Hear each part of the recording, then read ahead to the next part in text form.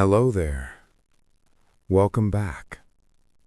If you are here for the first time, welcome. You have found a quiet place, a calm corner of the world, where history is told slowly, gently, and without any rush at all. My name does not matter tonight. What matters is that you are here. You are comfortable. Perhaps you are already lying down. Perhaps your eyes are already feeling a little heavy, and that is perfectly fine. That is exactly how it should be. Tonight, we are going to go on a slow journey together.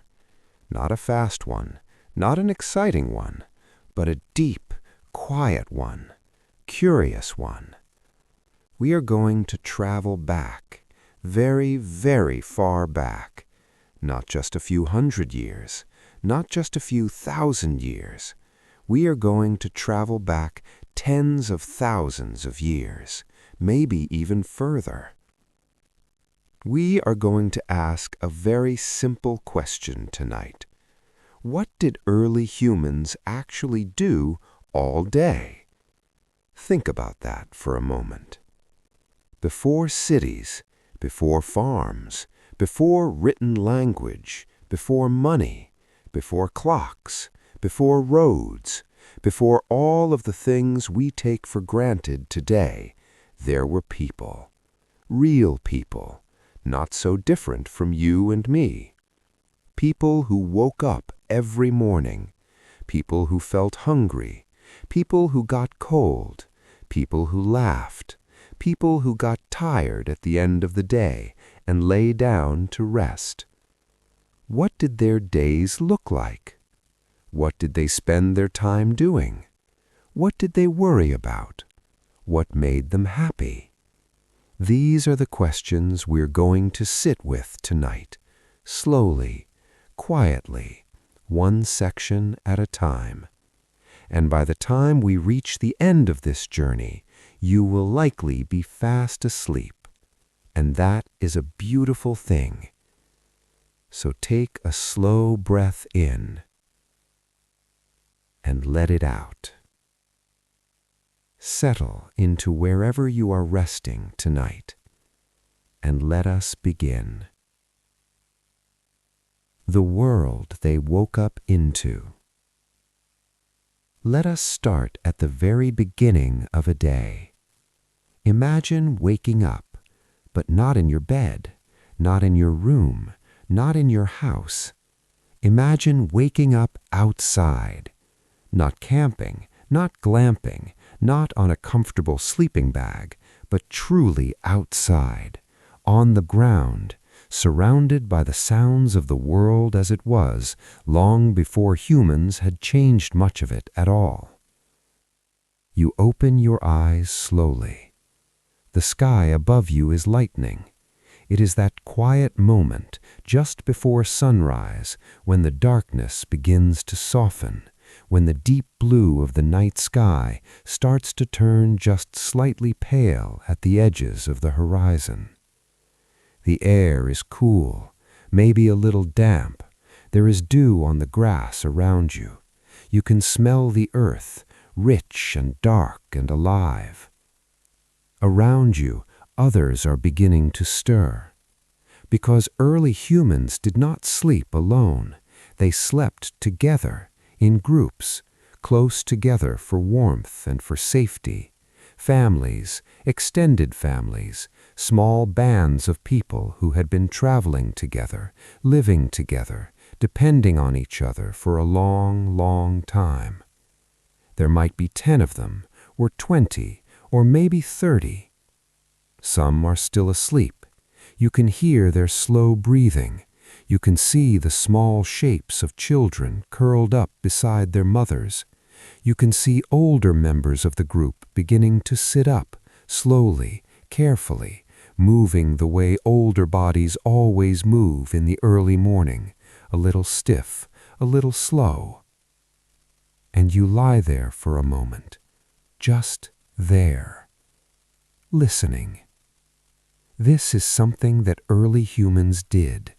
They listened every morning. Before they moved, before they acted, they listened to the world around them to understand what kind of day it might be.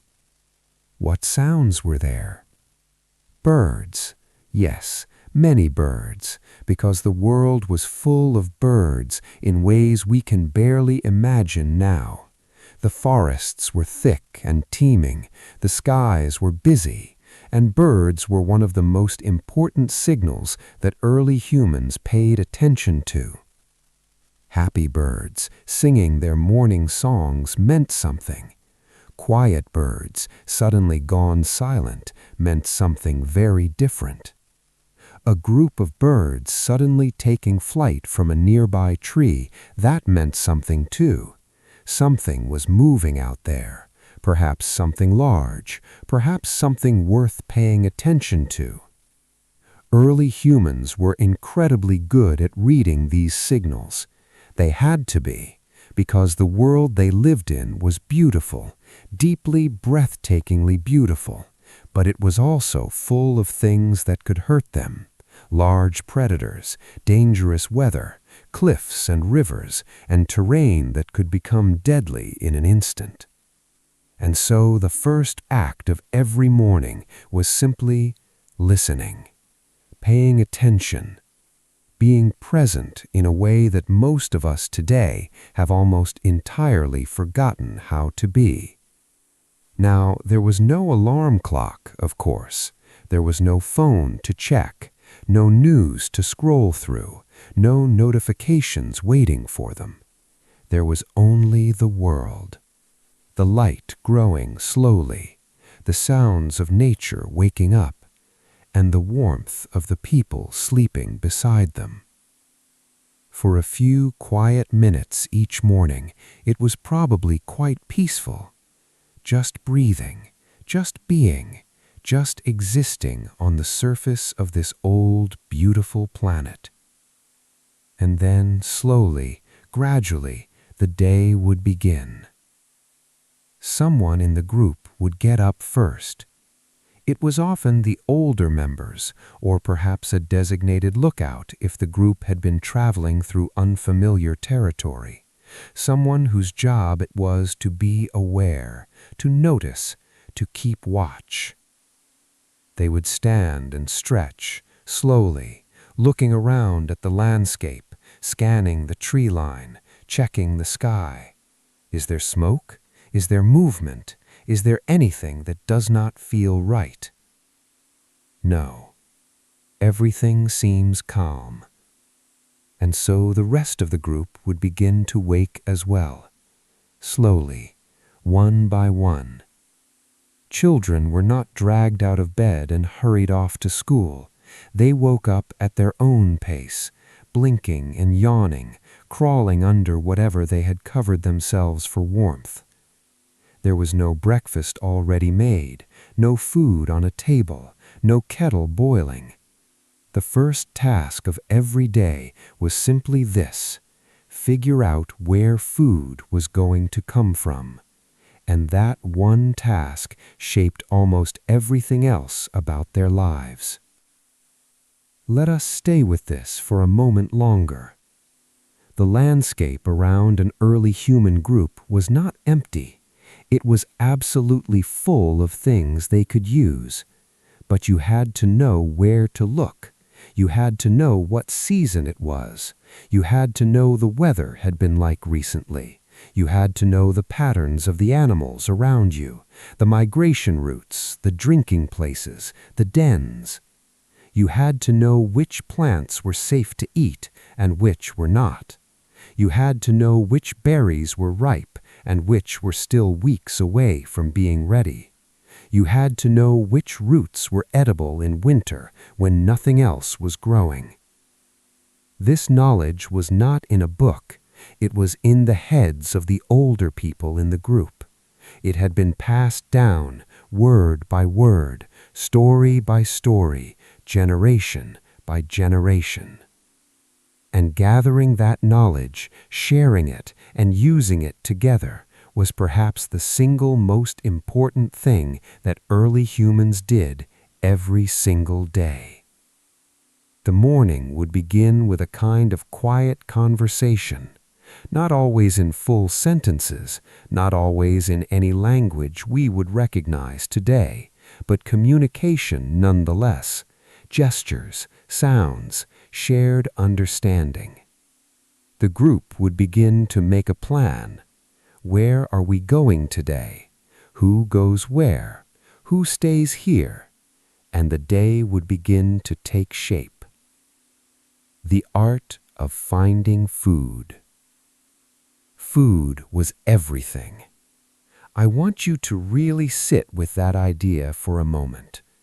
In our world today, food is something we think about in a very different way. We think about what sounds good, what we're in the mood for. Whether we want to cook or order something. Whether we should eat something healthy or something comforting. For early humans, food was survival. Not in a dramatic way, not in a tense, scary way, just practically, simply, quietly. Every day, food had to be found, and every day the group had to work together to find it. This is what we call a hunter-gatherer lifestyle, and for most of human history, for hundreds of thousands of years, this is exactly how humans lived. Let us walk through what that actually looked like. The gathering part came first for most groups on most days, and gathering was done primarily, though not exclusively, by the women and older children in the group. This is not a hard rule. Early human groups were flexible and adaptable. Different groups did things differently depending on their environment and their circumstances. But in many groups, the pattern looked something like this. While the younger men went further afield to hunt, the women, older women, and children spread out through the area around the camp. They were looking for plants, roots, tubers, berries, nuts, seeds, leaves, mushrooms, fruit, anything edible. And let me tell you, they were extraordinarily good at this. A woman who had been gathering her whole life, who had been taught by her mother and her mother's mother, knew the landscape like we know our own neighborhoods. She knew exactly where the wild yam plants grew. She knew which side of the hill they favored. She knew how deep their roots went and how to dig them up without breaking them. She knew that in this season, the blackberries along the southern slope of that ridge were ripe, and the ones on the north slope would be ripe in another 2 weeks. She knew that after a rain, the mushrooms would appear under those particular trees within 3 days. She knew which plants had seeds that could be gathered and dried and kept for later, and she knew the ones that looked almost identical but were poisonous. This was not luck. This was a lifetime of careful, attentive learning. Imagine walking with her for a moment. She moves through the landscape slowly, not rushing, never rushing. Her feet are bare or wrapped in simple coverings. She feels the ground beneath her, the softness of moss, the crunch of dry leaves, the cool of damp earth near a stream. She carries a simple container, a basket woven from strips of bark or grass, or perhaps a large piece of folded bark or a hide bag slung over her shoulder. She bends down here and there, picking carefully, not taking everything, never taking everything, always leaving enough for the plant to grow back, because she will be back here next season and the season after that, and she wants the plant to be here when she returns. This is something worth pausing on. Early humans had a very different relationship with nature than we often imagine. They were not recklessly taking. They were not unaware of the consequences of their actions. Many groups practiced a kind of careful, instinctive conservation, not because they had a philosophy about it, but because it was practical, because they understood on a deep and daily level that they depended on this land, and if they damaged it, they damaged themselves. A child walks beside her. A girl, perhaps 5 or 6 years old. She is learning. Not sitting at a desk, not reading from a book, not being lectured to. She is walking alongside the woman, watching, listening, asking questions in that quiet, curious way that children ask questions when the world is their classroom. What is this one? Can we eat it? Why are you leaving those ones? How do you know it is ready? And the woman answers, patiently, quietly, with the kind of deep embodied knowledge that only comes from a lifetime of paying attention. This is education. This is how knowledge was passed on. This is how the group survived, not through individual brilliance, but through the slow, careful, generous sharing of what each person had learned, what each generation had discovered, what the land itself had taught them over many lifetimes. It is a beautiful thing, really. Meanwhile, somewhere else in the landscape, the hunters were moving. Let us follow them for a while. Hunting in this time was not the dramatic, fast-paced adventure that we sometimes imagine. It was slow, patient, methodical. A small group of hunters, maybe 2 or 3 men, maybe more, moved quietly through the land. They communicated mostly through gesture and eye contact. They knew that noise would alert their prey long before they were close enough to be useful. They watched the ground. Tracks. Animal tracks. Reading animal tracks is a skill that takes years to develop, but an experienced hunter could look at a set of tracks and tell you a great deal. What kind of animal, how large it was, how long ago it had passed, whether it was walking or running, whether it was healthy or injured, which direction it was heading. And from all of that, they could make a reasonable guess about where that animal was right now. They would follow the tracks, slowly, carefully, sometimes for hours, sometimes for most of the day, and often they would not catch anything. This is important to understand. Hunting was not reliable. It was not guaranteed. A group could spend a whole day tracking and stalking and still come back to camp with nothing. And that was fine. That was expected. That was just the nature of things. On those days, the food that the gatherers had brought back was what everyone ate, and it was usually enough because the gatherers were often more reliable than the hunters. Roots and plants and berries were not going to run away from you. They were not going to outsmart you. They were not going to disappear. They were just there, ready to be found, if you knew where to look. When the hunters did have a successful day, it was significant. Not because meat was the most important food, it was not always, but because a large animal provided a great deal of food at once. And it provided things beyond just food. Bones for tools, hide for clothing and shelter, sinew for binding, fat for warmth and for light. A successful hunt was shared immediately and completely. No one stored it all for themselves. No one hoarded it.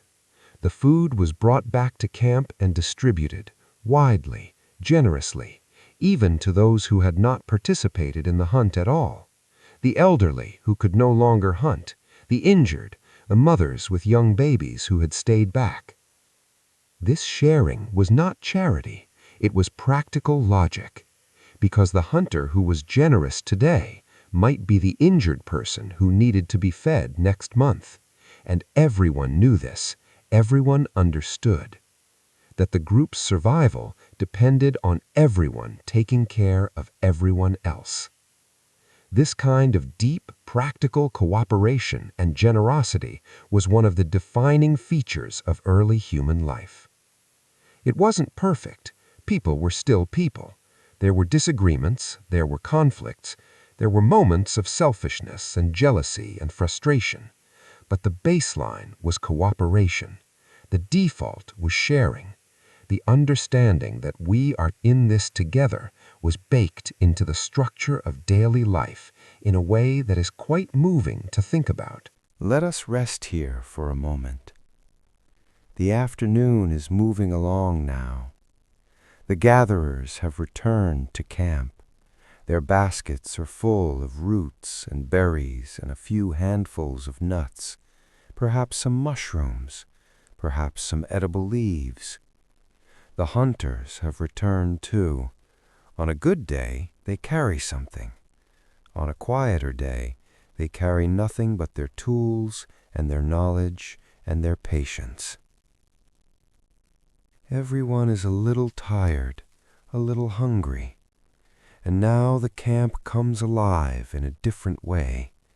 Food is prepared, shared, eaten. There is quiet conversation, the sounds of chewing and of children playing nearby, the smell of something cooking over a small fire, and the afternoon stretches out slowly toward evening. This is daily life, simple, purposeful, grounded. The making of things. Early humans made things. This is something that sets us apart from most other animals, and it is something that early humans did with remarkable skill and creativity given what they had to work with. Let us talk about tool making, because tools were not optional. Tools were essential. Tools were the difference between being able to get food and not, between being able to stay warm and not, between surviving and not. The most important material for early tool making was stone, specifically certain kinds of stone that could be shaped in useful ways. Flint was one of the most valued, because flint breaks in a very predictable way when struck correctly, and when it breaks, it creates incredibly sharp edges, edges that can cut through hide, through bone, through wood, through almost anything. A skilled tool maker, a flint knapper, as we call them, could shape a piece of flint into a useful tool with surprising speed, but it took years and years of practice to develop that skill. Imagine sitting quietly, watching someone do this. They hold the piece of flint carefully, not tightly, with a relaxed, practiced grip. In their other hand, they hold a smaller, harder stone called a hammerstone, and then, very deliberately, they strike. A small chip of flint flies off. They examine what is left, turning it slowly, looking at it from different angles, feeling the shape of it with practiced fingers. Then they strike again, another chip, another. They are patient, unhurried, because rushing this would ruin the stone. A wrong strike could break it in a way that could not be fixed, and good flint was not always easy to find. So they work slowly, carefully, thoughtfully. Chip by chip, the stone takes shape. An edge forms, long and curving, beautifully sharp. And then it is done. A hand axe, a scraper, a point for a spear. Simple tools, but to early humans they were immensely valuable. Other tools were made from bone and wood. Bones from animals were shaped into needles, owls, and small hooks. These were used in ways we might not immediately think of, not just for sewing, but for fishing, for making traps, for creating intricate small items. Wood was used for handles, for digging sticks, for simple shelters, for carrying frames. The making of tools was not a once-in-a-while task. It was constant, ongoing maintenance work. Tools broke, tools wore down, tools were lost, and so there was always someone in the group working on tools, always someone knapping flint, or shaping bone, or finding the right piece of wood. This kind of quiet, focused work was a regular part of daily life, something that was done in the afternoon, perhaps, while sitting near the camp, talking softly with others, watching the children play, half listening to a story being told by one of the elders. Productive and social at the same time. Sewing is something we do not often think about when we imagine early humans, but it was crucial. In colder climates especially, clothing was not a luxury, it was absolutely necessary for survival. And making clothing from animal hides required tools and skill and a great deal of time. First, the hide had to be cleaned. This is a laborious process of scraping away all the fat and tissue from the inside of the skin using a stone scraper. Then it had to be softened. This was done in various ways, rubbing it repeatedly, working animal brains into it, sometimes chewing it. Yes, chewing. The enzymes in saliva help to soften leather, and there is evidence that many early humans, particularly women, spent significant time chewing hides to make them soft and pliable. Then it had to be cut, shaped, and sewn, using bone needles that were incredibly fine and sharp, using thread made from twisted plant fibers or from animal sinew. The stitching was careful, close, designed to be as waterproof as possible, and the result was a garment that fit the wearer's body, that was warm, that would last through a hard winter. This was skilled craft work, requiring hours of focused effort, producing something beautiful and functional and essential. And it was done quietly in camp while other things were happening, while children played, while food cooked, while stories were told. There was also the ongoing work of maintaining the camp itself. If the group was staying in one place for any length of time, a few days, a few weeks, they would make their temporary home as comfortable as possible. In warmer climates, this might be very simple. A spot chosen for its shelter from wind, perhaps a few branches arranged to create shade, a fire pit cleared and built up.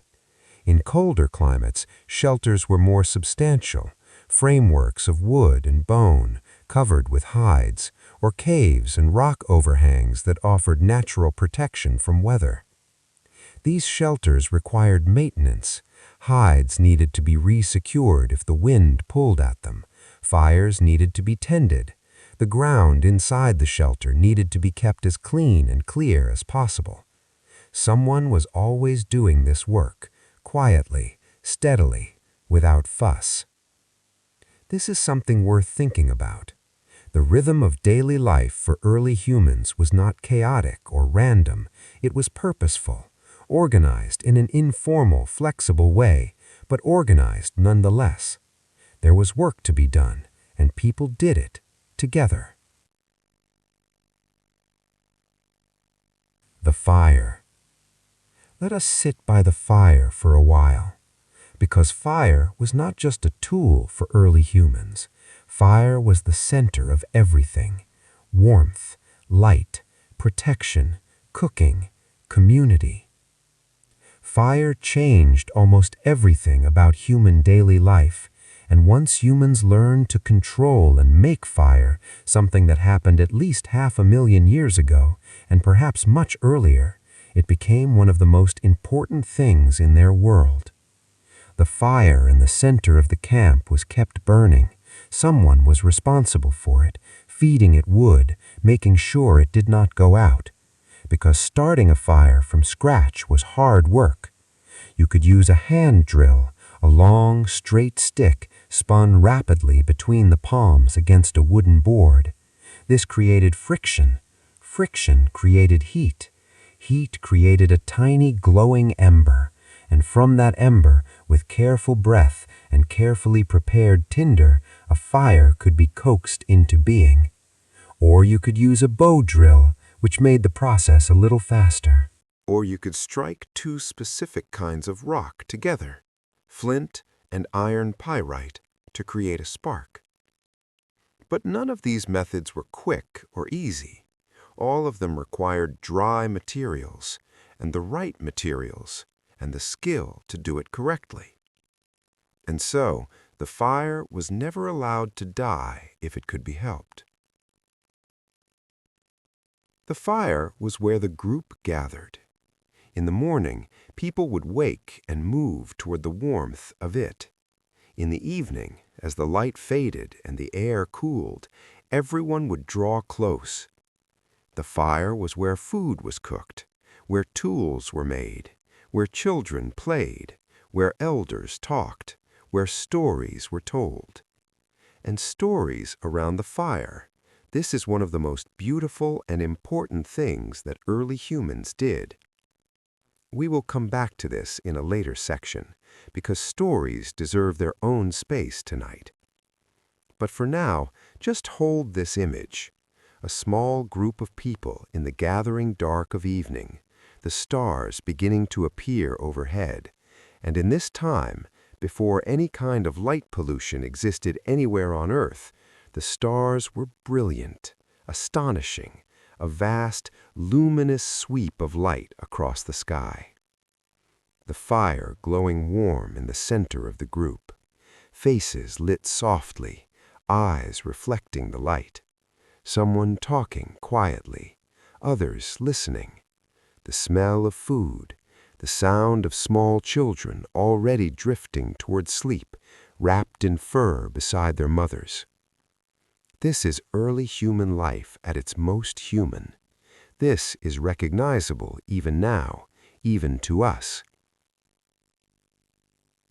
Cooking over fire changed food in important ways. Cooked roots and tubers were easier to chew and easier to digest. They provided more energy than raw food. This is actually one of the things that some scientists believe helped human brains grow over time. The ability to cook food meant humans could extract more nutrition from what they ate, and more nutrition meant more energy for the brain. Cooking also killed parasites and bacteria in meat, making it safer to eat. And it simply made food taste better, more enjoyable, more satisfying. Early humans did not just eat for fuel, they ate for pleasure too. A well-cooked meal was something to appreciate, to share, to enjoy together. The ritual of preparing food, cooking it, and sharing it together was a social act. It brought the group together. It was a moment of comfort and connection in what could sometimes be a challenging world. Fire also extended the day. Before fire, when the sun went down, the day was essentially over. Darkness meant danger. Darkness meant the predators that humans could not see well enough to defend themselves against. But with fire, the group could stay awake after dark. They could work, they could talk, they could think. This extra time, those quiet hours by the fire after dark, may have been some of the most creatively important time in all of human history. Because it was in those quiet hours that stories were told, and songs were sung, and the great questions of existence began to be asked. Why are we here? What happens when we die? What are the stars? What do our dreams mean?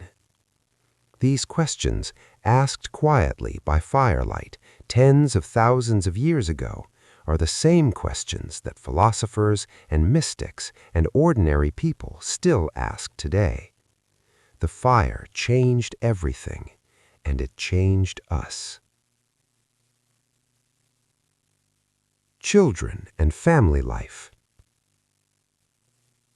Now let us talk about the children. because children are always at the center of things, in every time, in every place, in every kind of human society. Early human children were not so different from children today. They were curious, energetic, loud when they were happy, upset when they were tired or hungry, delighted by small things, endlessly interested in the world around them. They played. This is important. Play is not a modern invention. It is one of the ancient and universal of all human behaviors. Early human groups played. They chased each other. They climbed things. They played with rocks and sticks and water. They imitated the adults around them, pretending to hunt, pretending to gather, pretending to make tools. This kind of imaginative, imitative play was not just fun. It was learning. It was practice for adult life. It was how children began to develop the skills they would need when they were older. A small boy playing at tracking an imaginary animal is practicing the patience and focus he will need when he goes on his first real hunt. A small girl helping her mother gather berries is not working. She is playing and learning at the same time. The boundary between play and learning was invisible in early human childhood because the whole world was the classroom, and everything they did, they were doing alongside the adults they would one day become. Babies and very young children were carried everywhere. If the group was moving, traveling to a new area, following food sources as the seasons changed, the babies came along, wrapped against their mothers, or their fathers, or their grandmothers. The bond between early human mothers and their babies was intense and constant. Babies were held on demand. They were fed on demand. They slept beside their mothers, feeling the warmth and heartbeat they had known since before birth. This was not about being permissive or indulgent. It was practical. A baby left alone in the wild was a baby in danger, and a baby that cried too loudly could attract predators. And so babies were held and soothed and carried and kept close. And this constant physical closeness created bonds of extraordinary depth. Think about that. From the very beginning of life, early human babies were immersed in warmth, in connection, in the feeling of being held and carried and part of a group. There was never a moment when they were truly alone. Grandmothers played a particularly important role in early human family life. This is actually something that scientists have thought about quite a bit, because humans are unusual among primates. Human women live for many decades after they stop being able to have children. This is not common in the animal world. And the theory, sometimes called the grandmother hypothesis, is that older women in early human groups were so valuable to the group's survival that evolution favored their continued health and longevity. A grandmother who was no longer having children of her own could put all of her energy and knowledge and experience into helping care for her grandchildren. She could teach, she could gather food, she could help with childcare so that her daughters could gather or work. And the knowledge she carried in her head, decades of accumulated understanding of the landscape, the plants, the seasons, the patterns of animals, was priceless. The eldest woman in an early human group was often one of its most important members, not because she was the fastest or the strongest, but because she knew the most. She had seen the dry years and the wet years. She knew which way to travel when food was scarce in this area. She remembered where the water could be found in summer when the smaller streams dried up. Her memory was the group's library. Her wisdom was the group's compass. The relationship between siblings in early human groups was also rich and important. Older children helped care for younger ones, not grudgingly as a chore, but naturally as part of the way the group functioned. A 7-year-old might spend part of her day watching over a toddler, playing with the younger child, keeping her from wandering too far, comforting her when she cried. This kind of cooperative child care, where the whole group participated in raising the young, meant that no single parent was alone with the weight of raising a child. It was shared, distributed, communal. There is something very beautiful about that. The idea that every child was, in some sense, everyone's child, that every adult had some responsibility for the safety and well-being of every young person in the group. It was not a perfect system, nothing is, but it was a very human one. How they spoke to each other. Language is one of the great mysteries of early human life. We do not know exactly when humans began to speak the way we speak today. We know that the physical anatomy needed for complex speech, the shape of the throat, the position of the larynx, was in place in our earliest ancestors hundreds of thousands of years ago, maybe more. We know from ancient art and symbols that early humans were thinking in complex, abstract ways at least 70,000 years ago, and probably much earlier than that. But what they said to each other in the firelight of that ancient world, that is lost to us. The sounds are gone, the words are gone, the conversations are gone. And yet, we can imagine them, because the things people needed to say to each other have not changed very much. They would have communicated about practical things. Where is the water? How far is the next camping place? Did you see tracks over there? What did you find today? Simple, useful information, the kind of communication that keeps a group alive and coordinated.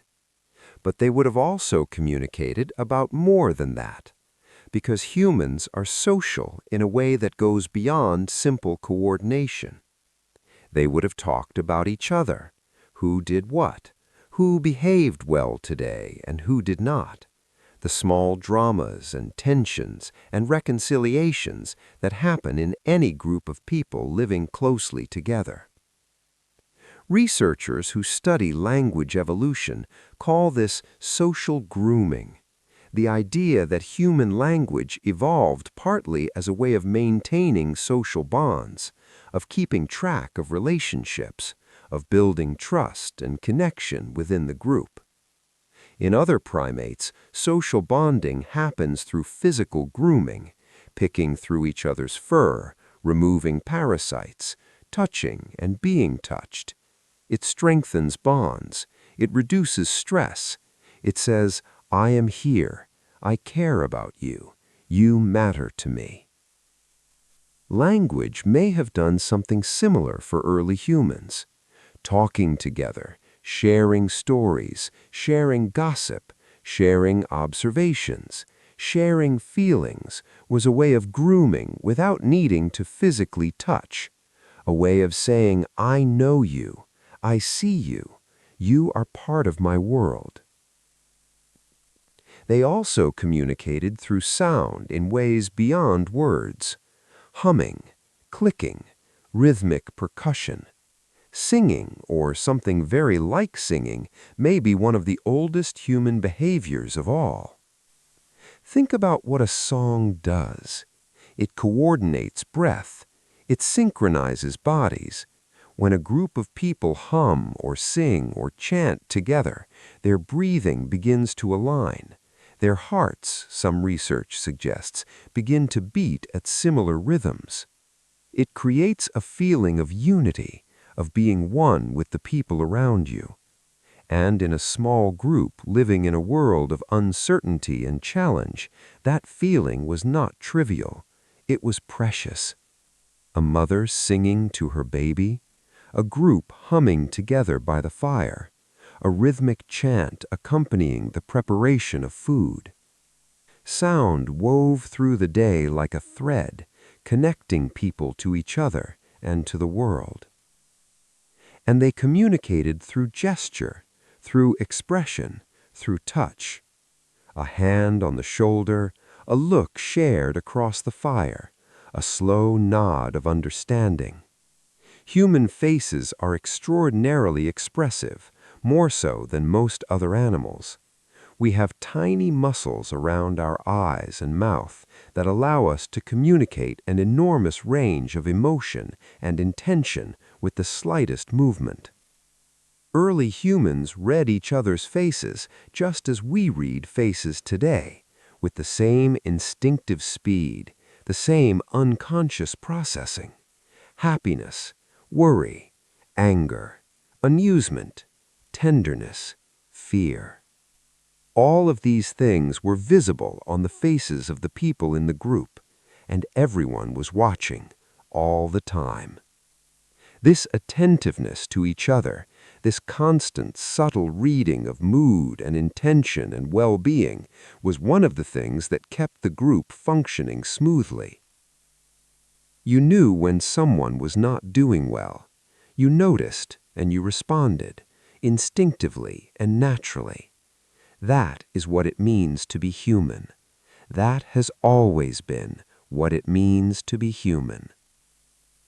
As the night grows quieter, let us move to another part of early human life. Let us think about something that might surprise you.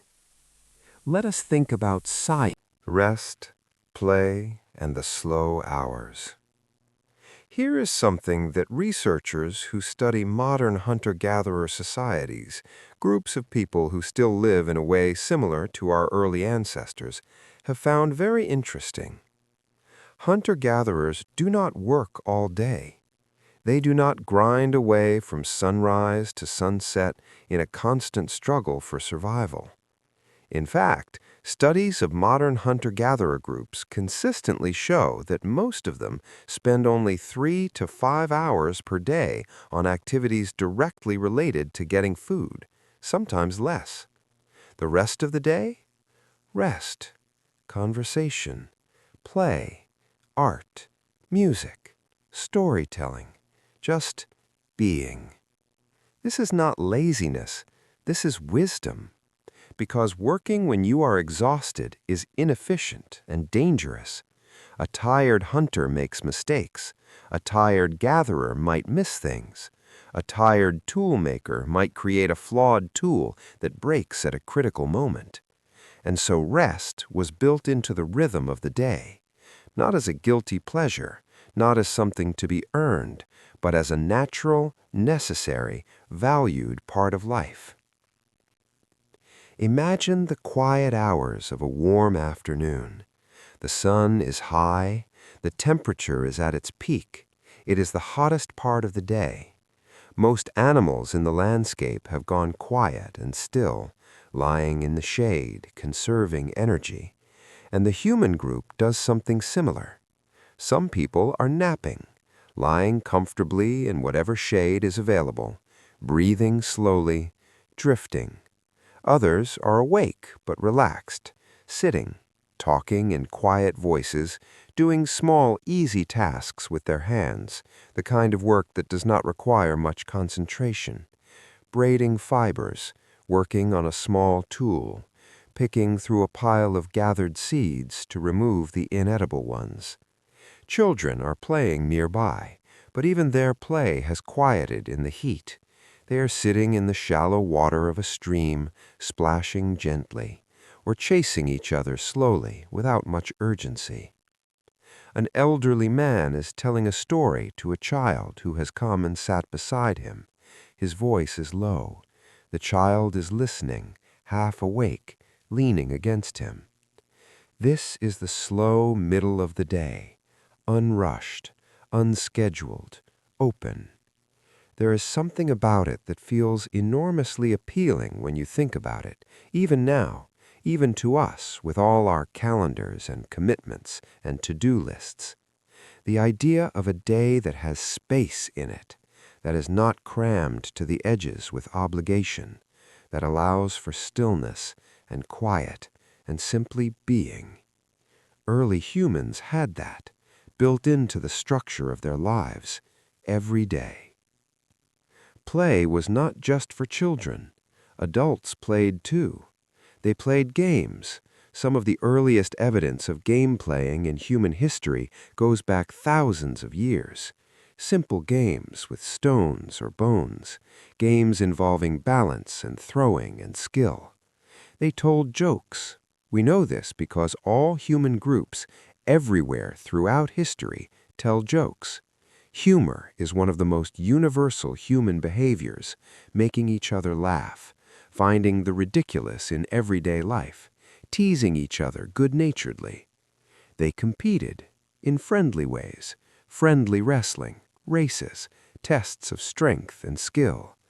They sang and danced, not necessarily in formal, ceremonial contexts, just for the joy of it, because movement and music and rhythm feel good, because singing together feels good. They talked about things that did not matter, long, wandering conversations that went nowhere in particular, but felt good to have. The kind of talk that is really just a way of being together, of sharing the sound of each other's voices, of being present with each other. This is what rest looked like for early humans. Not passive, not silent, but unhurried, warm, connected. Let us step back for a moment and think about the world itself. Because the world that early humans lived in was a very different world from the one we know today. It was, in many ways, a wilder and more magnificent world. The forests were ancient and vast. The grasslands stretched for hundreds of miles without interruption. The rivers ran clean and clear and full of fish. The air was pure. The sky was unfiltered by pollution. The animals. Oh, the animals. In the time of our earliest ancestors, the earth was populated by creatures that are now extinct. Giants, things that would seem almost mythological to us today. Woolly mammoths, enormous creatures 10 feet tall at the shoulder, covered in thick red-brown fur, moving in slow, deliberate herds across the cold northern landscape. Woolly rhinoceroses, cave lions, cave bears, far larger than any bear alive today.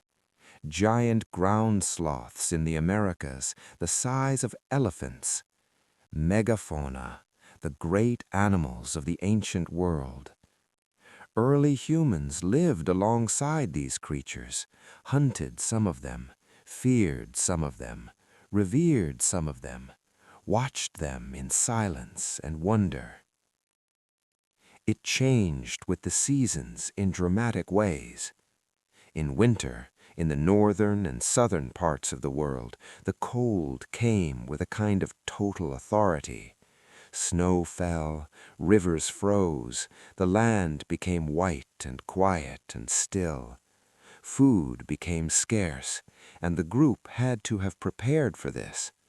In autumn, before the cold, there was urgency, gathering as much as possible, smoking meat to preserve it, storing nuts and seeds and dried berries, building up reserves that would carry the group through the months when nothing was growing. Winter was a time of restriction, of staying close to shelter and fire, of eating carefully, of telling stories and waiting for the world to warm again. And then spring came, and spring was extraordinary. Imagine being a person who has spent months in cold and darkness, who has been eating dried food and stored food and not enough food, who has been close and confined with the same small group of people for a long time. And then, one day, there are birds, birdsong, after months of near silence, and the snow is melting, and green shoots are pushing up through the earth, and the rivers are running fast and high and full of fish, and the world is alive again. Can you imagine how that felt?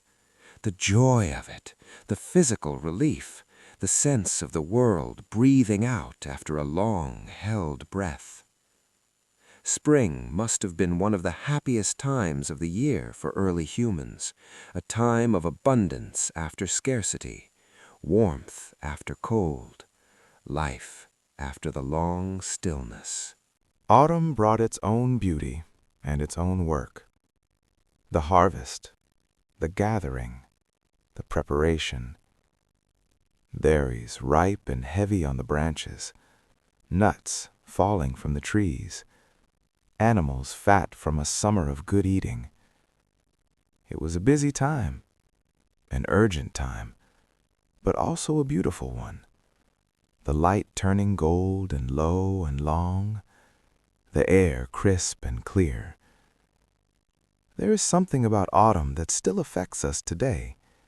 That particular combination of abundance and anticipation of loss, of beauty and impermanence, of harvesting before the cold comes. Early humans felt this too, in their way. They worked hard in autumn, but they also enjoyed the abundance while it was there. The fruit eaten fresh from the branch, the warmth of the sun on a golden October afternoon. They were present with it, because presence was how they lived. They did not have their attention divided between the present and the next notification. The autumn afternoon was the whole world, and they were entirely in it. Summer in warmer climates was the most abundant time, the easiest time. Food was everywhere. Days were long. The warmth meant that staying warm was not a concern. The group could move more freely, travel further, explore new areas. Summer might have been when different groups met, when relationships were formed, when young people found partners from other bands and joined their group, or brought someone new into their own. These meetings would have been important socially, not just romantically, but for the exchange of knowledge, for trade, for the sharing of information about the landscape. Groups that knew each other, that visited each other, that intermarried across generations, these were networks, webs of connection and mutual support across large areas. If your group ran into serious trouble, a drought, a disease that swept through, an accident that killed several of your best hunters, you might be able to reach out to another group, to ask for help, to be welcomed temporarily into their territory while yours recovered.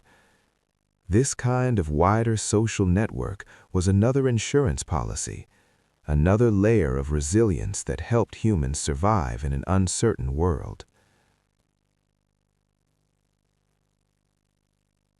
Art, beauty, and the inner life.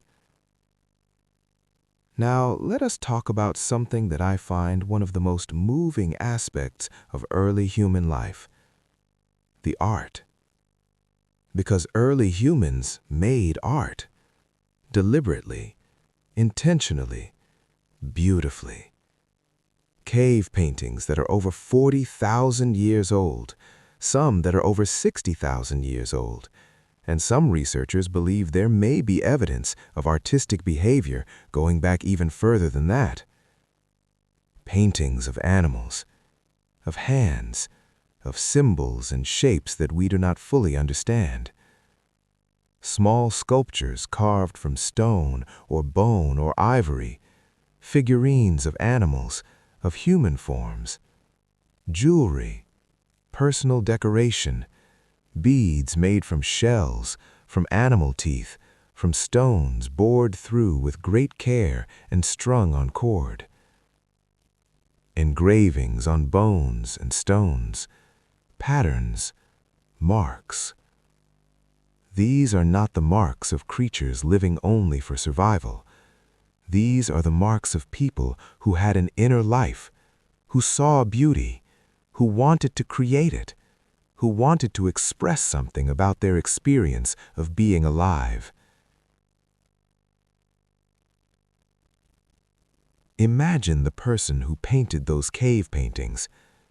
They went deep into the cave, far from the entrance, into the dark interior where firelight barely reached.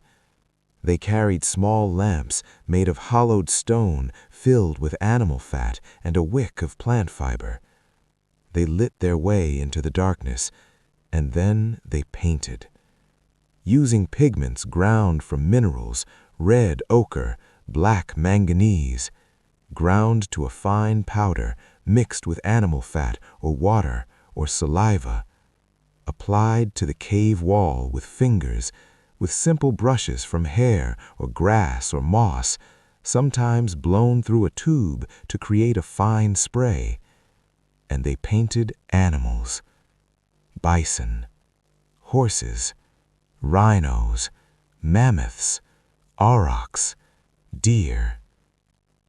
Painted with extraordinary skill and sensitivity, with an understanding of how animals move, of the way a horse lifts its head, the way a bison stands. These were not crude drawings. They were accomplished, sophisticated, beautiful works of art, created deep in the dark of the earth, by firelight, by people who had something to express. What were they thinking? What did those paintings mean? We do not fully know. Perhaps they were part of rituals. Perhaps they were connected to hunting. Perhaps they were a way of communicating with the spirits of animals, of honoring them, of asking permission, of expressing gratitude. Or perhaps they were simply beautiful, and that was enough. Perhaps someone looked at that cave wall and felt something that we would recognize entirely: the desire to make something, the desire to leave a mark, the desire to say, "I was here, I felt something, and I wanted to express it." That is an entirely human impulse, and it is one of the things that moves me most deeply about early human life. That across tens of thousands of years, across unimaginable distances of time, across every imaginable difference of language and culture and circumstance, that impulse is still the same. We are still making art. We are still saying, "I was here, I felt something, I wanted to express it."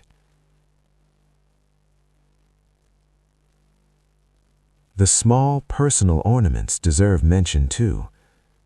Beads made from shells found far from where they were created, evidence that these items were traded, carried, valued, traveled hundreds of miles. Because a bead made from a shell found on a distant shore was exotic, it was beautiful, it was a connection to a far-off place, to people in other landscapes. Wearing such a thing was a statement about who you were, about the connections you had, about your place in a wider world. Early humans cared about how they presented themselves.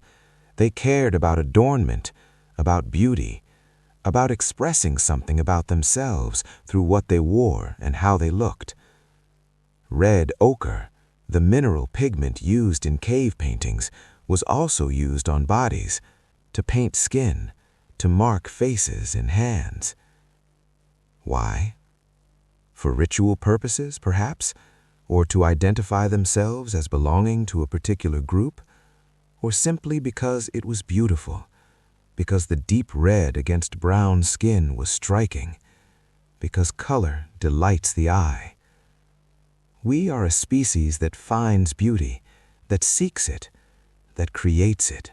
We have found bone flutes, musical instruments made from the hollow bones of birds and from mammoth ivory. Some of them are over 40,000 years old. They are simple instruments, but they are real ones. They produce real notes. They can play real melodies. Someone 40,000 years ago made a flute, carefully shaped it, and played music on it. Perhaps by firelight, perhaps in the mouth of a cave, perhaps to soothe the child, perhaps for the sheer pleasure of it, perhaps as part of a ceremony, perhaps to call out across the landscape. And around that player others may have been singing, or clapping, or drumming on hollow logs or stretched hides. Music making is one of the most ancient and universal human activities. Every human culture, without exception, makes music. Every human culture sings. Every human culture has instruments. This did not begin recently. It began long before we have any written record. It was with us in the caves. It was with us on the grasslands. It has always been with us. There is something deeply comforting about that. The music that is in us, that impulse toward melody and rhythm and harmony, is ancient. It is old in us, older than civilization, older than language, perhaps. It is in our bones. Stories by the fire. Now let us talk about stories, because stories are one of the most important things that early humans did. Every evening around the fire, as the dark gathered around the small circle of warmth and light, someone would talk, and others would listen. Not always formal storytelling, not always a designated storyteller with a special role. Sometimes it was simply someone sharing what they had seen that day, the strange behavior of a herd of animals, a plant they had found in an unusual place, a weather pattern that seemed different. And the group would listen and respond and add their own observations. Information was shared this way, practical, useful information about the world, pooled together, made available to everyone. But stories went beyond the practical. Stories explained the world. Why does the sun rise and set? Why does the moon change its shape? What happens when the thunderstorms roll in? Where did the world come from? What happens when we die? These are questions that human minds began asking very early. The need to make sense of the world, to place ourselves within it, to understand our relationship to the forces around us. And stories were the answer. In every early human group, a body of stories developed, stories that explained the natural world in ways that felt meaningful and true, that gave shapes to the unknown, that made the universe feel less random and frightening. The sun was not just a ball of fire moving across the sky. It was a being, with intention, with meaning. The thunder was not just weather. It was a voice, a message. The animals were not just food and danger. They were relatives, partners in the world, beings with their own spirit and significance.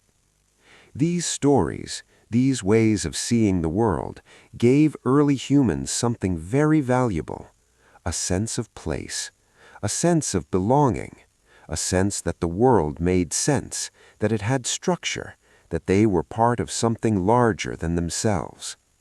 This is what religion is at its most fundamental. Not doctrine or institution, but a story about the world, a way of understanding where we came from and where we are going, and what the whole strange, beautiful, difficult experience of being alive means. Early humans had this, in their own way, in their own form, and it mattered enormously. Stories also preserved memory across time. The elder who remembered the year of the great flood, when the river rose so high that the camp had to move, when the water came faster than anyone expected, when certain things were lost. She told that story to her children, to her grandchildren, and they remembered it and told it to their children. And decades later, when the river rose again, not as dramatically, but with the same early signs, someone in the group recognized those signs because they had heard the story, because the memory had been passed down. Stories were a form of survival knowledge. They encoded important information in a way that was memorable and transmissible. In a world without writing, the story was the library, the elder's memory was the archive. Every story that was told by firelight was not just entertainment, it was the group's accumulated wisdom made audible, made shareable, made permanent in the way that memory can make things permanent.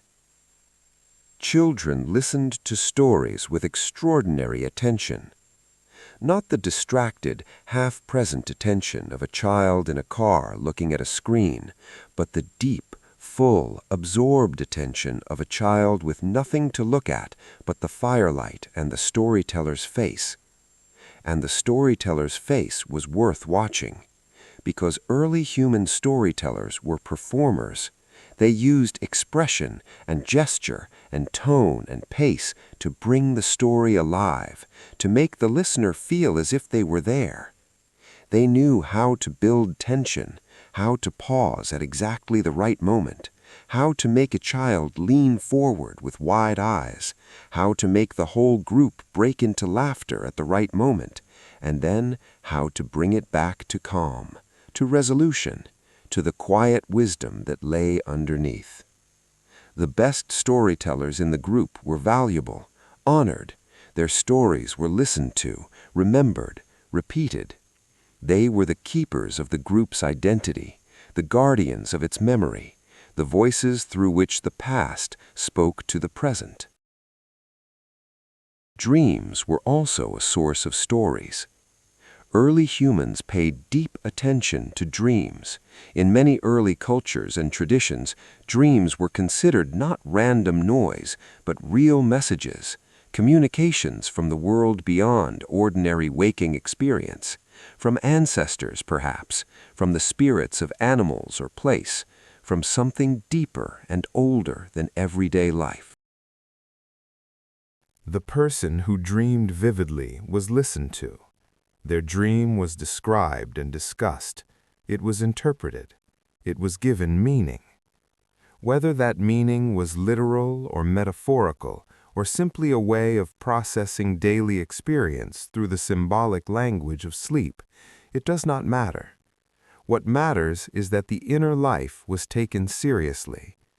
The experiences of the mind, sleeping and waking, were valued, were shared, were part of the communal conversation. In this way, early human groups were attentive to each person's inner life in a way that is perhaps unusual in many modern contexts. There was an understanding that the world inside a person was as real and as important as the world outside, that dreams and visions and feelings had meaning, that the invisible world was as important as the visible one. As the evening deepens, let us move toward rest. But before we get there, let us talk about how early humans related to the world around them, to the animals and plants and land itself.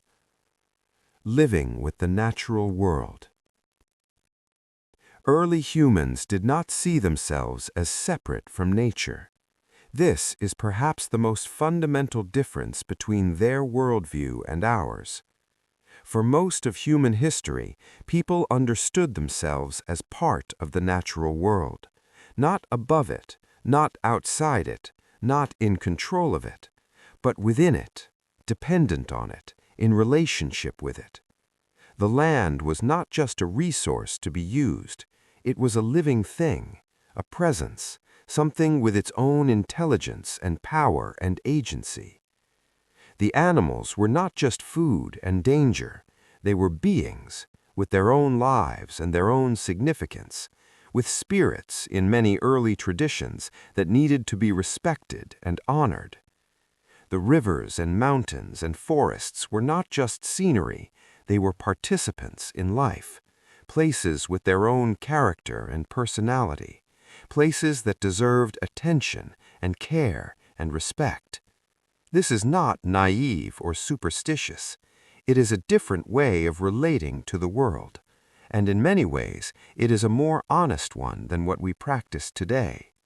Because the world is alive, The forest is alive. The river is alive. The animals are alive, and we depend on them, completely, inescapably. Early humans knew this in their bones, because they could feel it every day. They felt the consequences of the land's health. They experienced directly what happened when a river dried up, or a forest was damaged, or an animal population declined. The health of the world around them was their health, and this understanding shaped how they related to everything. When a hunter killed an animal, there was often some form of acknowledgement. In many early and indigenous cultures, the killing of an animal is not taken lightly. It is accompanied by gratitude, by apology, by recognition that a life has been taken, that the animal has given something. We cannot know exactly what early humans felt or believed in these moments, but we can know that they paid attention, that they were present, that they were not indifferent to the life they were taking.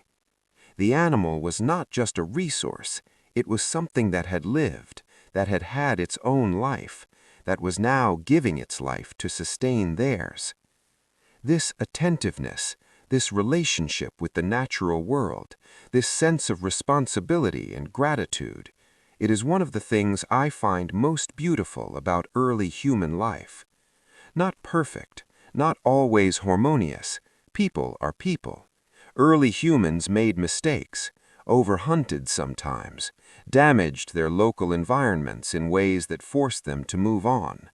But the baseline relationship was different, was more aware, was more alive.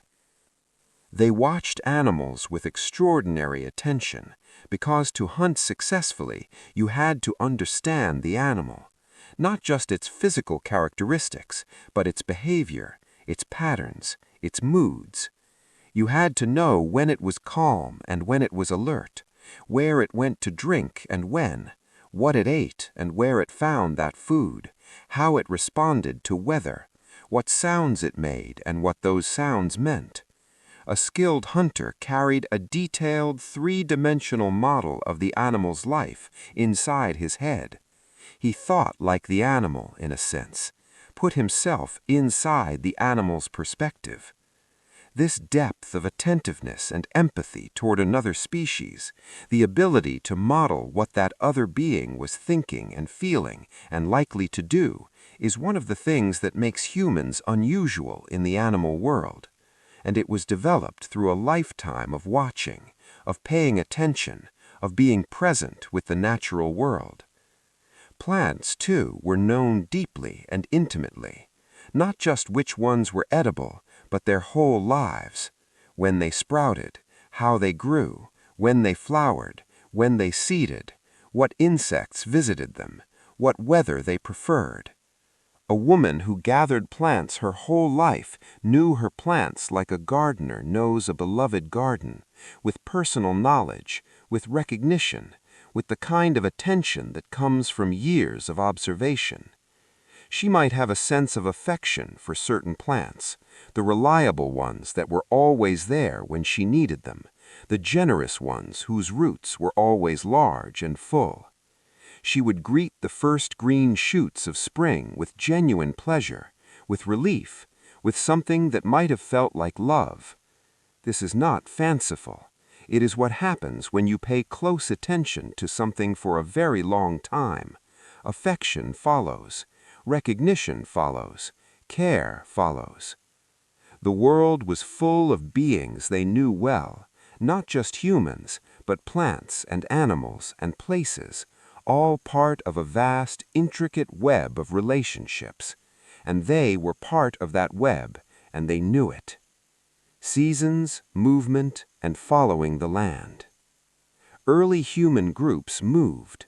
Most of them were not permanently settled in one place. They followed the food. They followed the seasons. They followed the paths that their knowledge of the landscape suggested. This is a nomadic way of life, and it shaped everything about how they lived. The camp they were in tonight might be the camp they were in every year at this season, a known place, a familiar place, but they left it and returned to it, following a circuit that had been established over generations. Winter camp, spring camp, summer camp, autumn camp, each place with its own character, its own resources, its own memories. Moving camp was a significant undertaking. Everything had to be carried.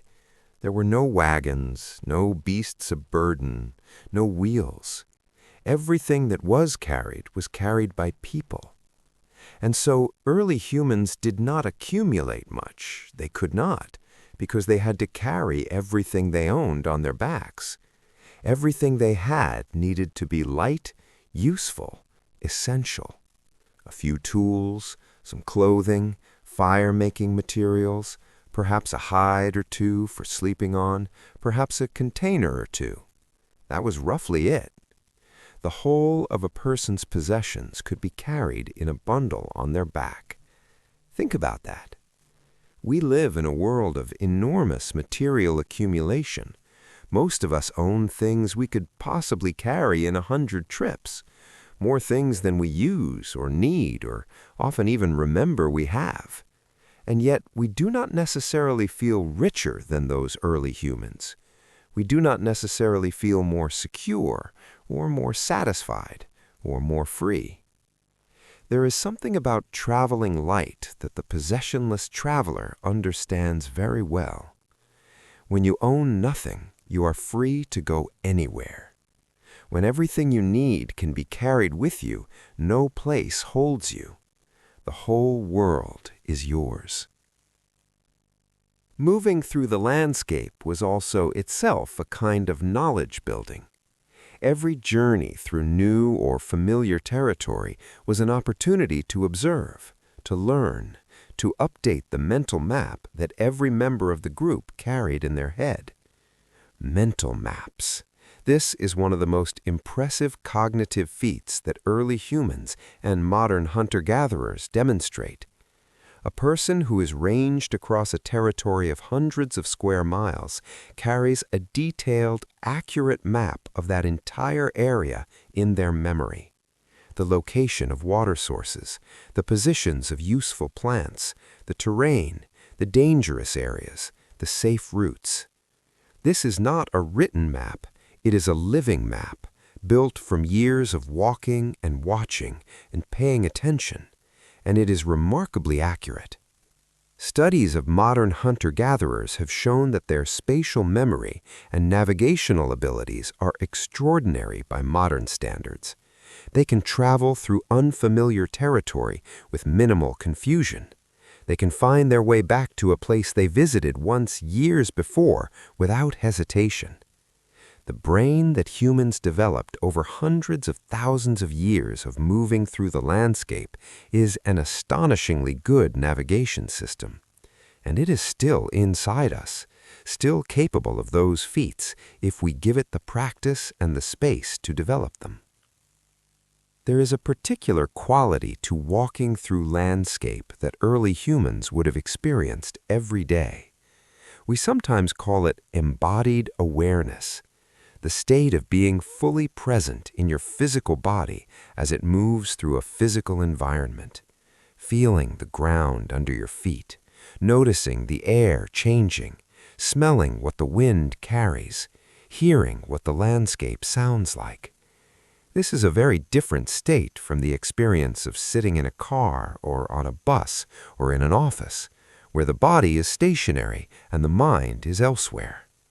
Walking through landscape activates the whole person, the body, the senses, the attention. It produces a particular calm alertness, a state of being switched on but not tense, present but not strained. Early humans spent their days in this state, moving through the world, watching it, listening to it, being part of it. And when we walk, really walk, in natural places, attentively and without distraction, we can still feel the edges of that ancient state. It is one of the most healing things a modern human can do. Go outside, walk slowly, pay attention. Be in your body, in the world. early humans would understand. Illness, healing, and the body. Life was not always easy or comfortable. Let us be honest about that. Early humans dealt with illness, with injury, with the pain of bodies that sometimes failed them. But they also had remarkable knowledge of how to help. Long before modern medicine, early humans had discovered the healing properties of many plants through careful observation, through experimentation, through passing down knowledge across generations. We know this because archaeological evidence has found evidence of plant medicine going back tens of thousands of years. And many of the plants that early humans used, the ones that we can identify from ancient remains, do in fact have real medicinal properties: anti-inflammatory properties, analgesic properties, antimicrobial properties. This was not magic. This was accumulated empirical knowledge, careful, patient observation of what helped and what did not. The healer in an early human group, sometimes the same person as the storyteller or the elder, or a special role of its own, carried enormous knowledge about the body, about plants, about how the two interacted. Wounds were cleaned and dressed. Broken bones were set and bound. Fevers were managed with cool water and plant preparations. Childbirth, always one of the most dangerous experiences for women throughout history, was attended by the experienced women of the group, who knew what to do, who had seen many births, who could handle complications with the knowledge they had. Pain was addressed with empathy, with presence, with the knowledge that being with someone in their pain, holding their hand, sitting beside them, speaking gently, is itself healing. Early humans understood this, the importance of being with someone who is suffering, not fixing, not rushing, just being present. This kind of compassionate presence is one of the most powerful things one human being can offer another, and it costs nothing, and it was available in abundance in these close, attentive communities. The elderly, who could no longer move as easily, who could no longer gather or hunt, who needed to be carried sometimes, or at least supported, they were not abandoned. There is evidence from ancient skeletal remains of individuals with significant physical disabilities or injuries, people who could not have survived without being cared for by others, who were supported and fed and protected by their group for years, despite being unable to contribute physically to survival tasks. This is one of the most moving things we know about early humans: the impulse to care for the vulnerable, the choice to spend resources on someone who cannot return them directly. This is not practical survival logic. It is something else. It is love. It is the recognition that a person has value beyond what they can produce, that their life matters, that they belong with us.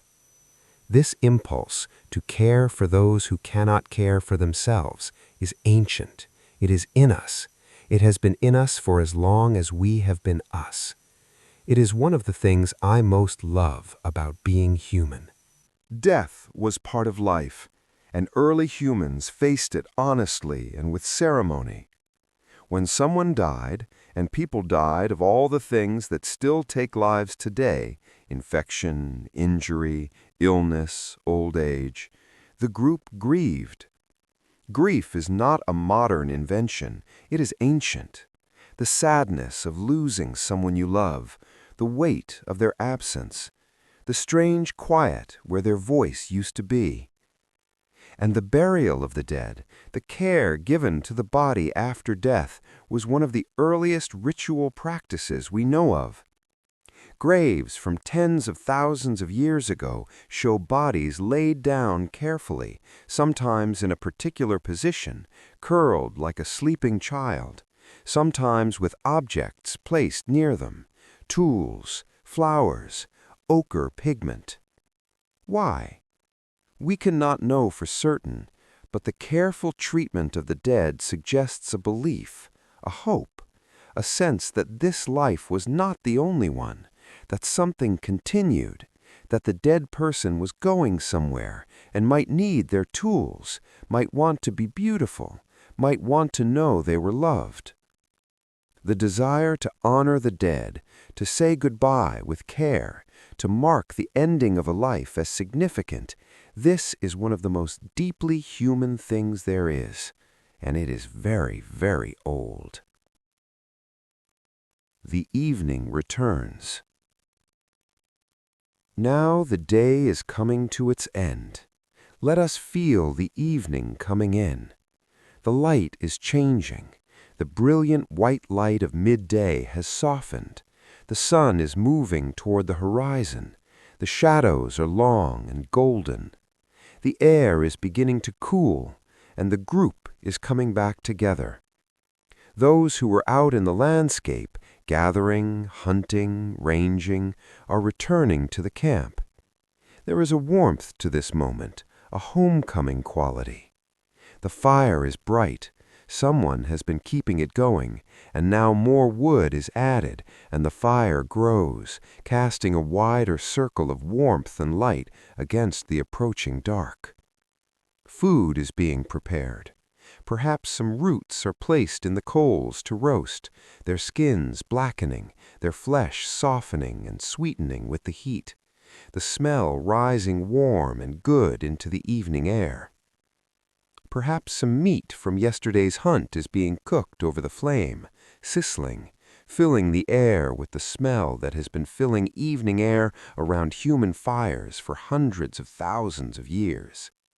People are talking, sharing what they found, what they saw, where they went. Children are beginning to settle, the youngest ones already flagging, eyes heavy, leaning against their parents. The stars are beginning to appear, one, then two, then dozens, then hundreds, then, in the gathering dark of a world without any artificial light, the entire magnificent spread of the Milky Way blazing across the sky in a way that is almost impossible to see in our modern world. And early humans looked up at that sky every evening, and they wondered. The meal is eaten, slowly, with pleasure, with sharing. No one eats alone. Everything is distributed. The person who caught or found the food does not eat before others. The food goes around the circle, to everyone, to the oldest and the youngest first, perhaps. There is a quality of ritual to this sharing, a recognition that the food is not just fuel, it is a gift, from the land, from the animal, from the effort of the people who gathered it or hunted it. And so it is shared and received with something like gratitude, even if that gratitude is not spoken in words, even if it is just a moment of quiet appreciation before eating.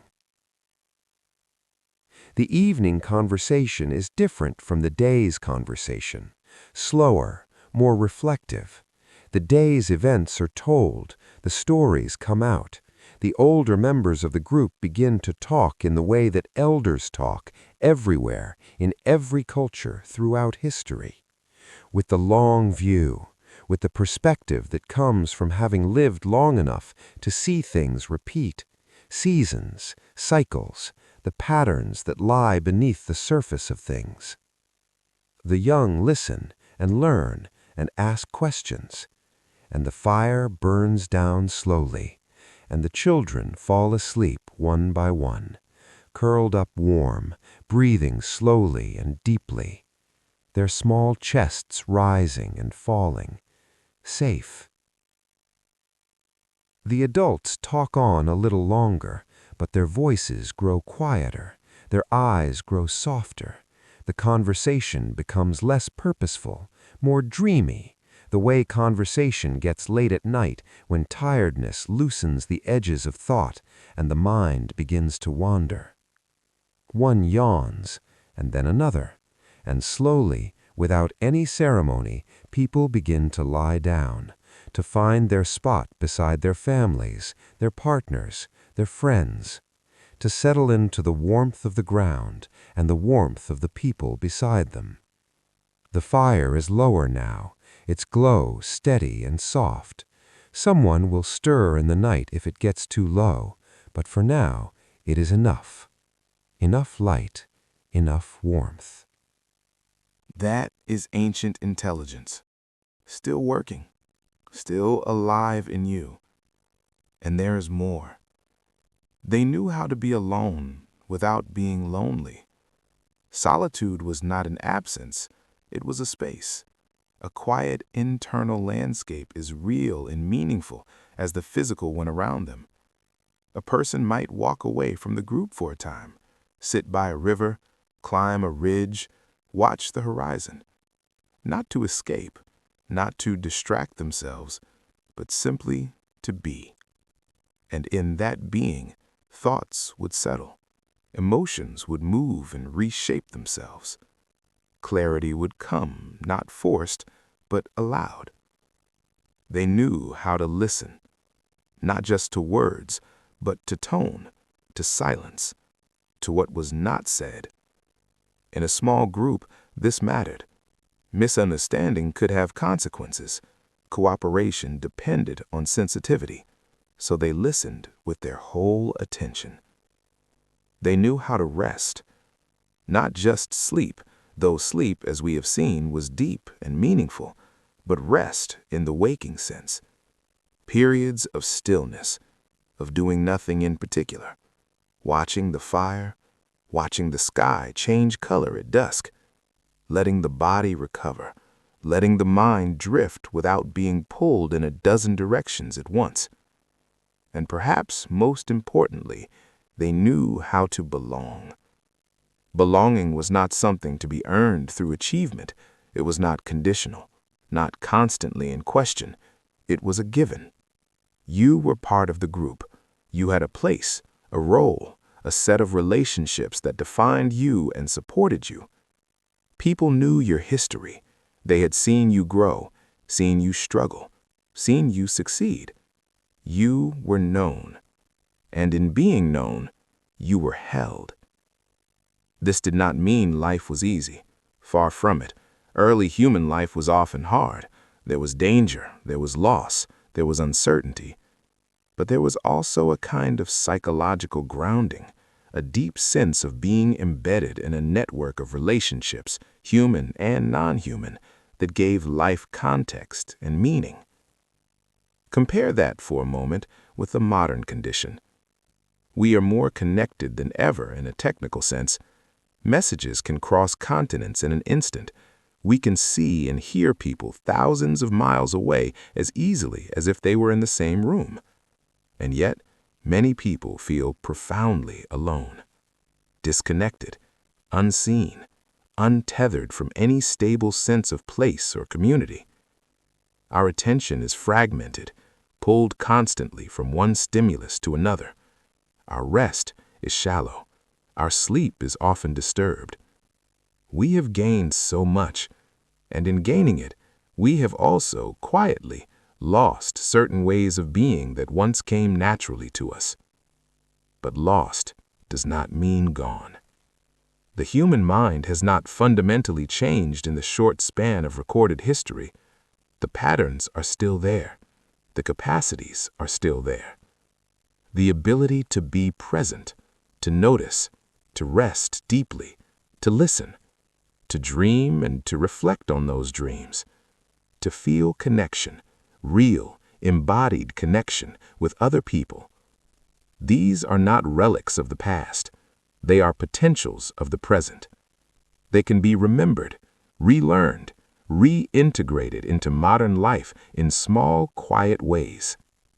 Sitting for a few minutes without distraction, walking outside and actually noticing the world around you, listening to someone without thinking about what you will say next, letting yourself rest without guilt, paying attention to your dreams even if you do not fully understand them. These are simple acts, almost too simple, perhaps, for a world that values complexity and speed. But they are powerful, because they align us in small ways with something very old, something that has been part of being human for tens of thousands of years. And when we touch that, even briefly, there is often a feeling, a quiet sense of recognition, as if some part of us is saying, yes, this is familiar, this is right. That feeling, that quiet recognition, is easy to miss. It does not arrive loudly, it does not demand attention. It is subtle, a soft alignment, a sense that for a moment things are as they should be. Early humans would not have named this feeling. They didn't need to. It was woven into the fabric of daily life. But for us, it can feel rare, something we glimpse briefly and then lose again in the noise. The question then is not whether we can return to the past. We cannot. The world has changed. We have changed with it. The question is whether we can carry forward what still matters. Whether we can live in the modern world without becoming entirely disconnected from the deeper patterns that shaped us. Because those patterns are not optional, they are foundational. Ignore them long enough and something in us begins to feel off. Not dramatically, not all at once, but slowly, persistently, a background restlessness, a sense of disconnection that is hard to name, a feeling of always being slightly out of place, even in familiar surroundings. This is not a personal failure. It is a mismatch between the environment we evolved for and the environment we now inhabit. And the solution is not to abandon modern life. That is neither realistic nor desirable. The solution is integration, to bring small elements of those older ways of being into our current lives, deliberately, gently, consistently. To create moments of real presence in a day otherwise filled with distraction. To protect our attention, at least for a little while, from constant interruption. To allow silence back in. Silence not as emptiness, but as space. A space in which thoughts can settle, in which feelings can be noticed before they are buried under the next wave of input. To reconnect in simple ways with the physical world. To feel the ground under our feet. To notice the temperature of the air. To watch the movement of light as the day shifts toward evening. These are small things, but small things, repeated, become patterns. And patterns shape experience. In time, something begins to change. Attention becomes steadier. Rest becomes deeper. The mind becomes less crowded, less noisy.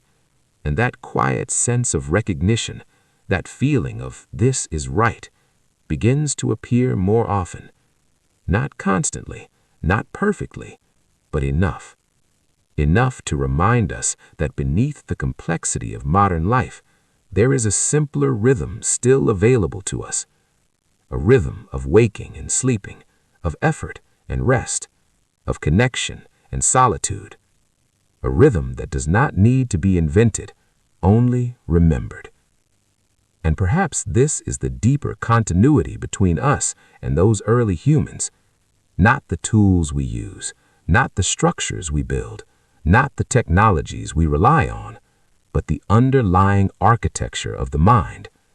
The way attention works, the way emotion moves, the way meaning is created through connection, with other people, with the world, with our own inner experience. This architecture has remained remarkably stable across thousands of years, across radically different ways of living, and it is still quietly guiding us, whether we notice it or not. So the invitation is simple, not a demand, not a rule, just an invitation to notice a little more, to rush a little less, to listen a little deeper, to allow in small ways the ancient patterns of being human to re-enter our modern lives, because they have not gone anywhere. They are still here, waiting. They knew how to live without certainty. They did not know what tomorrow would bring. They could not plan more than a few days in advance with any confidence. They did not know how long they would live or what would happen to them. And yet, they were not paralyzed by this uncertainty. They did not spend their days in existential dread about things they could not control. They adapted, they responded, they trusted their ability to deal with whatever came. This is not passivity. This is a kind of deep, active equanimity, the ability to hold uncertainty without being destroyed by it. It is one of the most important psychological skills a human being can have, and it is one that a comfortable, stable, predictable modern life does not always develop. They knew how to be still, to sit without doing, to exist without producing, to simply be in the world for a moment without needing it to be anything other than what it is. This is harder for us now. Our minds have been trained by constant stimulation to feel restless and uncomfortable in stillness. But stillness is not emptiness. It is a different kind of fullness, a spaciousness in which thoughts can settle and the deeper currents of experience can become visible. Early humans were very comfortable with stillness. They had to be, because much of what they needed to know came through it. The hunter who could not be still could not hunt. The gatherer whose mind was always restless missed the thing that was right in front of her. The elder whose wisdom came from stillness and reflection could not access it in a state of constant noise. Stillness was not laziness, it was a skill, a practice, a foundation. They knew how to need each other, without shame, without pretending to be self-sufficient, without the modern discomfort we so often feel about depending on other people. They needed each other completely and obviously, and they were comfortable with that, because there was no alternative, and because needing each other was not weakness, it was the design. We were designed evolutionarily, psychologically, neurologically, to need other people, to thrive in community, to feel healthiest when we are genuinely connected to others. The loneliness epidemic of the modern world is a measure of how far we have moved from this truth. We need each other. We always have. We always will. Early humans knew this and lived accordingly. And there is something in recognizing this that is deeply comforting. You are not supposed to be alone. You are not supposed to be sufficient unto yourself. You are not supposed to need nobody. You are human, and humans need each other. That has always been true from the very beginning. A gentle closing. And so our journey through the long, slow days of early human life comes softly to its end. We have walked with them through the quiet mornings when the world was just waking up. We have followed the gatherers through the landscape, picking berries and learning the names of plants. We have moved with the hunters through the tall grass, reading the tracks on the ground. We have sat beside the fire. We have listened to the stories. We have watched the children play, and the elders teach, and the young parents hold their sleeping babies in the dark. We have made tools and sewn clothing, and cooked food, and shared it around the circle. We have looked up at the stars, those astonishing, brilliant stars over a world untouched by artificial light, and wondered what they were. We have slept and dreamed and woken in the pale light of another morning. and we have understood, slowly and deeply, that these people were us. Not just our ancestors in a biological sense, but recognizable to us in every essential way, feeling what we feel, wanting what we want, loving what we love. The warmth of a fire on a cold night, the taste of something good when you are hungry, the sound of people you love around you in the dark, the satisfaction of a day's work done, the pleasure of a story well told, the deep comfort of being held and being safe. These have always been the things that matter. Before civilization, before language as we know it, before any of the extraordinary complexity of modern life, these were the things that mattered, and they still are. As you drift toward sleep tonight, carry something of this with you. You are the descendant of people who were extraordinary in their own quiet way. People who walked softly through an ancient world, who paid attention, who cared for each other, who found beauty in the world and made more of it, who told stories by firelight under brilliant stars and wondered, as we still wonder, about the great and mysterious gift of being alive. You carry their intelligence, their curiosity, their capacity for love, their ability to wonder. All of it is in you. And tonight, as you sleep, your ancient brain will do what it has always done. It will process your day. It will weave your memories together. It will dream its strange symbolic dreams, just as it has always done, just as those earliest humans did, sleeping together in the dark, under the stars, safe and warm and connected. You are not so different from them, really. You are human, and that is a very beautiful thing to be. So let your breathing slow now. Let your body sink deeper into wherever you are resting. The day is done.